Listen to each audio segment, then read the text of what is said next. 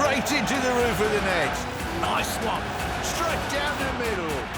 So a good performance. Hello and welcome to Firstpost. I'm Rupha Ramani. Let's get started.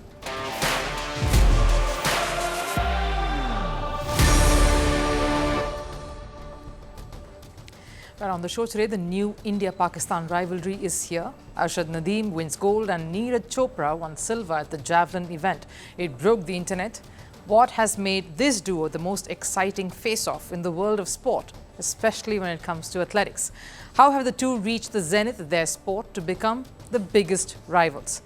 One fought poverty, the other cliches. Noah Lyles is the talk of the town once more, but not for a photo finish this time. He ran the 200-meter sprint despite being COVID positive. No rules being broken here though, but fans and fellow athletes are not happy. Wait to know more on this. And breaking is all over the internet today because the newly inducted event at the Olympics is ready to take center stage. Who are the B-girls and B-boys to watch out for in this sporting discipline? But first, a look at the headlines. Starting with the gender row controversy from the Olympics, Russia hits out at Algeria during a UN meet. This over the gender row surrounding Algerian boxer Imane Khalif. Russia's UN Deputy Ambassador said Khalif's inclusion in the Olympics, despite failing the gender test at the World Championships last year, was imposing an LGBT agenda on the rest of the world. Over in basketball, the US men's basketball team will face France for gold. This after USA beat Serbia 95-91 in a closely contested game. At the start of the final quarter, Serbia were leading 76-63, but Steph Curry's 2 3-pointers took USA home. Team USA will now be eyeing their 5th consecutive gold in this event. South Korea's Olympics medalist Kim Ye-ji collapsed during a press conference. Ye-ji had become a popular figure after winning silver in the women's 10-meter air pistol event. The Korean received a heroic welcome, and while addressing the media, she fainted. Ye-ji regained consciousness just enough to be taken to the hospital, where she's under observation. Over in wrestling, India's Aman Sherawat lost in the semi-finals of the men's 57-kilogram freestyle event. He was defeated by Japan's Ri Higuchi 10-0 in a bout that lasted just 2 minutes and 14 seconds. Sherawat will now compete in the bronze medal bout against Darian Cruz of Puerto Rico. And summing it up with cricket, Sri Lanka has raised security concerns over its upcoming test series against England. They've flagged off the ongoing anti-immigrant riots in Britain. Sri Lankan players are already in England training before the 3-match series that begins on the 21st of August and goes on till September 10th. The players have asked Sri Lankan Cricket Board for better security arrangements.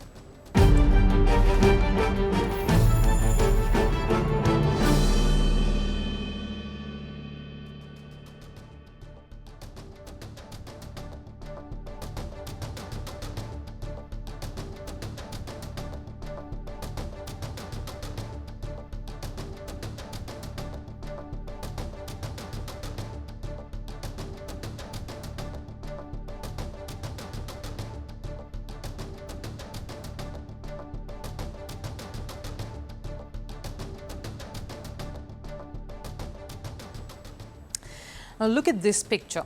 When was the last time you saw India and Pakistan on an Olympic podium of a track and field event? I'll give you the answer right away. Never.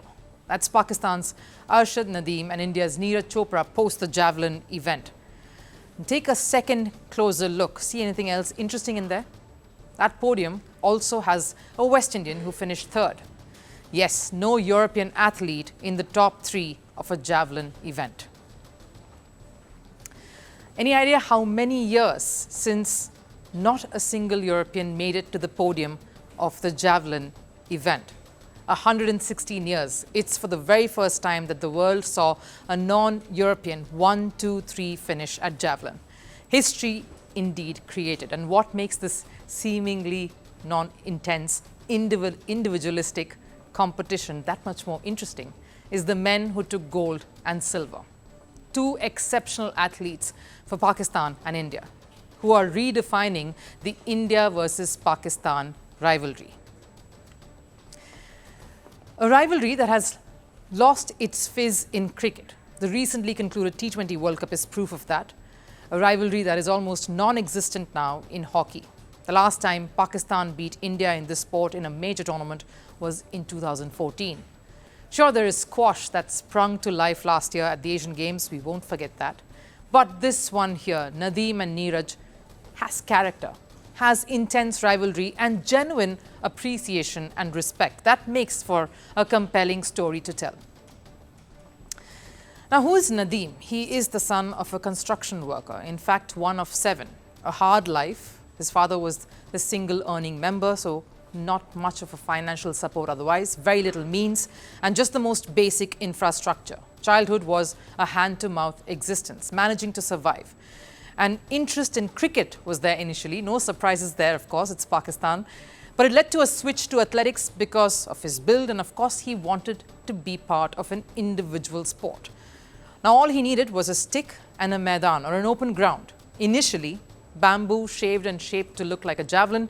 He trained hard, and even after he became the national champion in 2015, it was all up to Nadeem and his first mentor and coach, Rashid Ahmed Saki.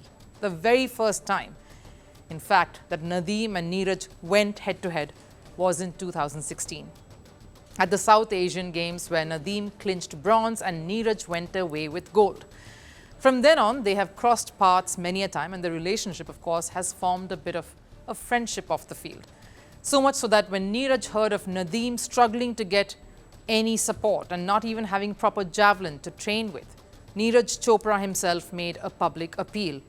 Which brings me to Neeraj, India's blue-eyed boy, and there is little doubt in there. He's a champion, no doubt, because one of the most important traits of a champion is consistency. And he has that in spades. You just have to see the consistent throws that he's made over and above the 85-meter mark that he's registered in his career. In fact, that list there, which is 88 plus, is envious. He only got better as he grew in the sport, and after a point, he continuously threw 88 meters or more.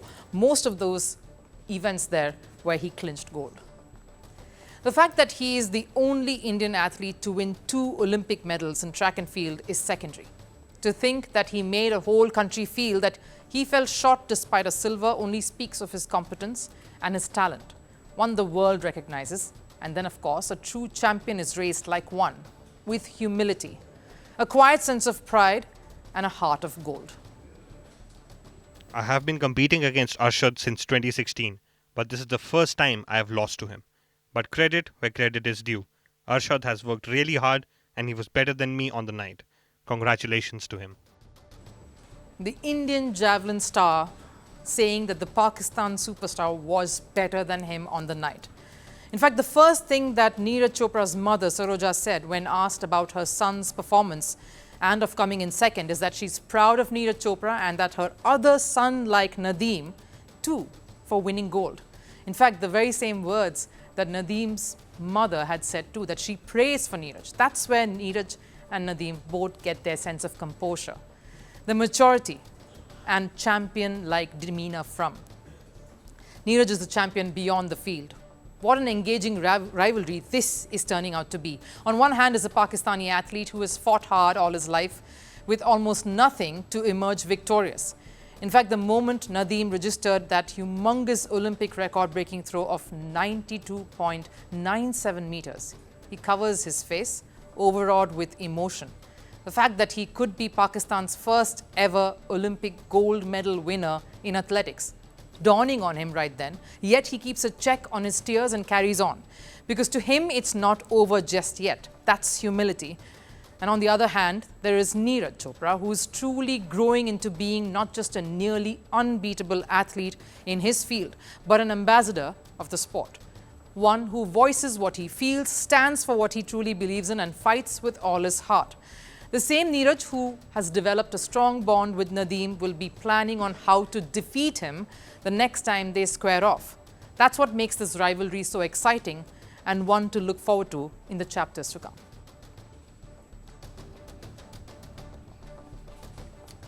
Of course, Noah Lyles is in the eye of a storm. He started the week gloriously when he clinched the gold in the 100-meter dash in a photo finish. And right after that, there were talks of Lyles doing the double. making this an epic games edition for the American. And all the buzz was just as resounding when he stood at the start of his mark ahead of the 200-meter race. But the self-appointed heir of Usain Bolt flattered to deceive. He finished third, but that's not the only reason why he's in the news. It was later found out that Lyles had run the race despite testing positive for COVID. Now here's what's happened. Team USA were aware of his positive status even before Lyles took to the track. And he did not show any signs of it though, no signs of being weak. He looked pumped, came bounding onto the tracks, getting the crowd all excited. It looked like business as usual from Lyles. The race itself was rather close, though not as nerve-wracking as the 100-meter dash. Botswana's Letsile Tebogo finished the race in 19.46 seconds.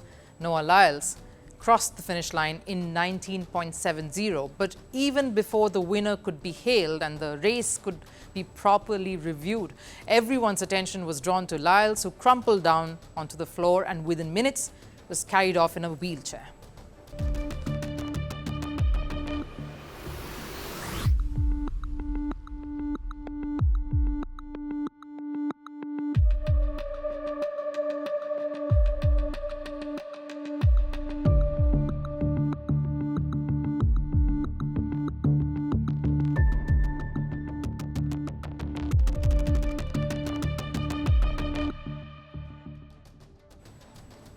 After Lyles won the 100-meter dash earlier this week, he tweeted about his condition and how he struggled and battled asthma and anxiety to come out on top.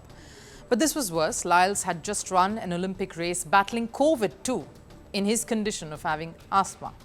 That's deadly. I was coughing through the night. I'm more proud of myself than anything, coming out here to get a bronze with COVID. I was quite lightheaded after that race. Shortness of breath, chest pain, but after a while I could catch my breath and get my wits about me. I'm a lot better now. He, of course, displayed exceptional strength and stamina, no doubt, but many have come out questioning why Lyles was allowed to run alongside other athletes despite having COVID. But what do the rules say, and what's Paris' status regarding COVID-positive cases? Let me tell you, in the past 2 weeks alone, at least 20 players at the village had tested positive for COVID, which included key players like British swimmer Adam Peaty, Australian swimmers Lani Pellister and Zach Stubbletty-Cook, among many others. In fact, during the entire Games, at least 40 athletes have tested positive for COVID. Now, at the Tokyo Olympics, there was a strict protocol set by the organizers as the pandemic was still at its peak. Organizers of the Paris Games had decided to relax the rules when it came to COVID, dropping all previous COVID protocols. Now, COVID is basically seen like any other respiratory illness, such as the common cold or the flu. It's up to the athletes and the teams, though, to determine for themselves how to prevent the infection or protect themselves and prevent the spread. In Noah Lyles' case, the US team said they followed every possible measure to ensure there was no spread of COVID.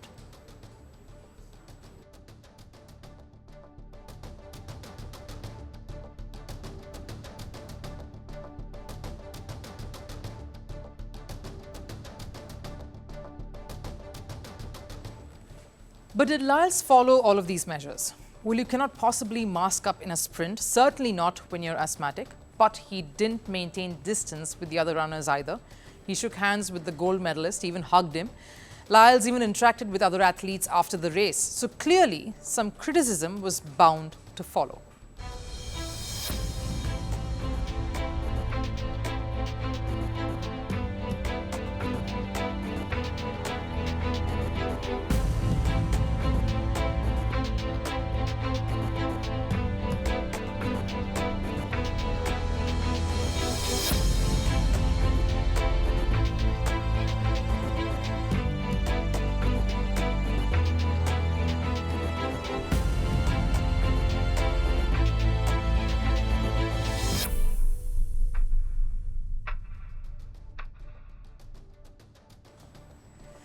Now, while Lyles may have shown utmost strength and resilience by running despite being down with COVID, he definitely did not show restraint or any regard to his fellow athletes is what they feel, some of whom are yet to compete in the 4x100 meter and 4x400 meter relays. And while Lyles' Olympics campaign might have come to a premature end due to COVID, he did say that he might not be able to take part in the relays later. His fellow competitors are still fighting for medals, so his nonchalance did anger many. But more than that, Lyles' attitude seems to have irked them more, because before the 200-meter run, Lyles had gone to town talking of how he will wipe everyone out of the race by winning it. No wonder the gold medal winner, Tebogo, took a bit of a cheeky dig at Lyles. I can't be the face of athletics as I'm not a loud or arrogant person like Noah. The one thing I want to add here as we wrap this story up, the race should have been about a country winning its first ever gold medal, a historic moment. A gold medalist who just lost his mother, going all out to win this for her. Instead, it's about an American who, sure, is one of the most talented runners in the world today, but whose lack of civic sense and ill-timed bravado seems to be hogging the headlines.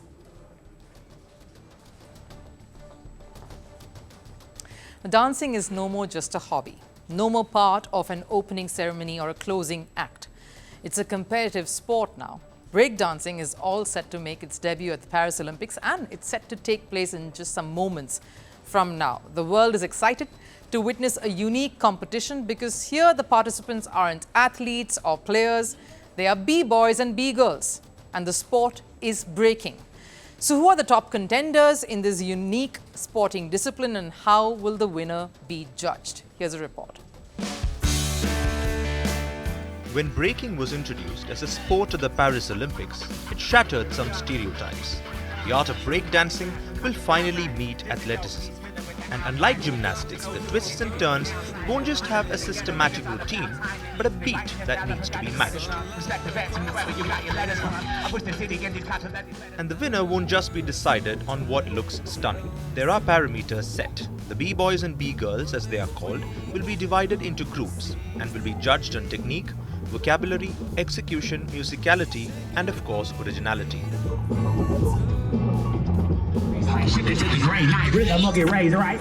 Given the popularity of the sport in America, the American B-boys and B-girls are key participants in this discipline, and one of the favorites is Victor. He's been a dominant figure in the world of breaking for the last decade.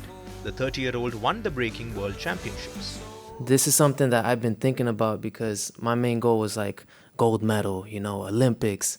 And then now it's like, wait a minute, I'm representing a whole culture. I'm representing hip hop, and I'm representing like the essence of that. And we're going to be at this big Olympic stage. We're going to have all eyes on us. But it won't be as straightforward as it seems, because he will have a younger competitor and a rising sensation in Shige Kicks.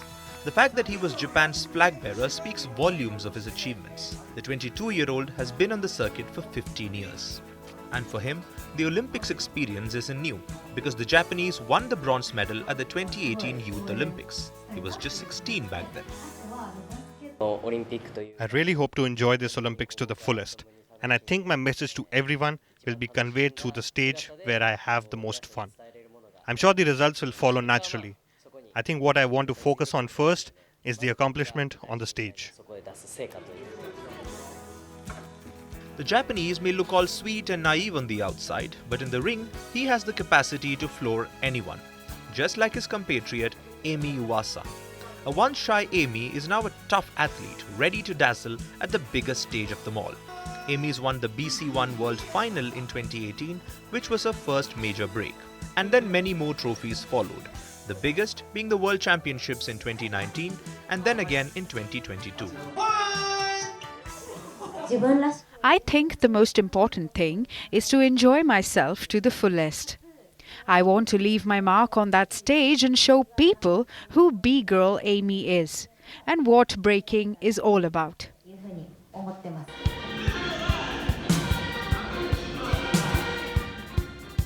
While we have some established names leading the pack, breaking has given a new purpose to many. For a war-ridden country like Ukraine, it comes as an outlet to express. The Ukrainian B-boys and B-girls are looking at this as an opportunity to not just represent their country, but also showcased Ukraine's culture. Yeah, it's pretty tough and hard time for Ukraine, but I'm really glad that I have chance to represent the country. I mean, the people there are really good and beautiful. I love the culture. I really trying to go deeper into Ukrainian culture. I mean, I'm study a little bit of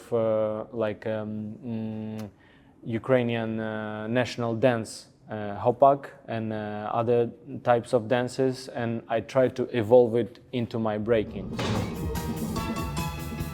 The inclusion of breaking will give another dimension to the Olympic Games. The beats, hops, and synchronized moves, everyone is excited to get in on the action and witness this firsthand.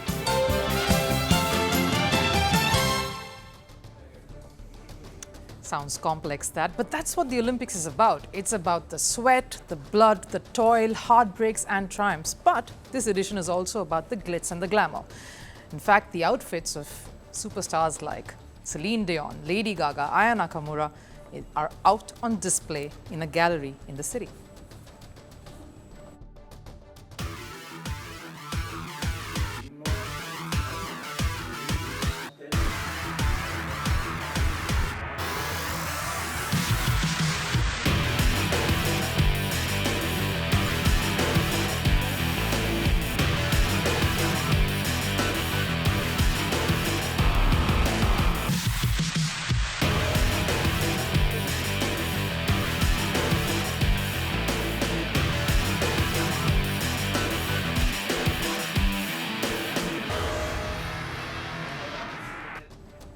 What's sports without a bit of fashion? But that does it here on Firstpost. Do stay tuned over the weekend to catch a very special episode on the Olympics coming your way.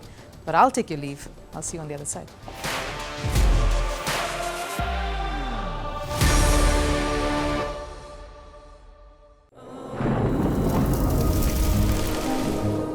Climate change is on our doorstep. It's time for a revolution to take root. And it starts with 1.4 billion Indians. It starts with one tree for humanity, one tree for Mother Earth, one tree for our future. Project One Tree, a News 18 network initiative.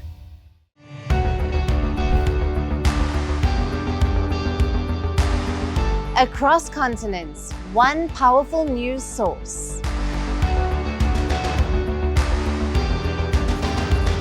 Bringing you diverse perspectives on the issues that matter.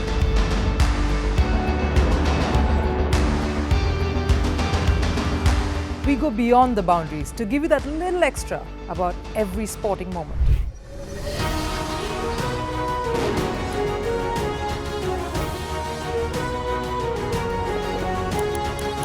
So thank you for making Firstpost 5 million strong. We're counting on your support, and you can trust us to bring you the news unfiltered and unvarnished.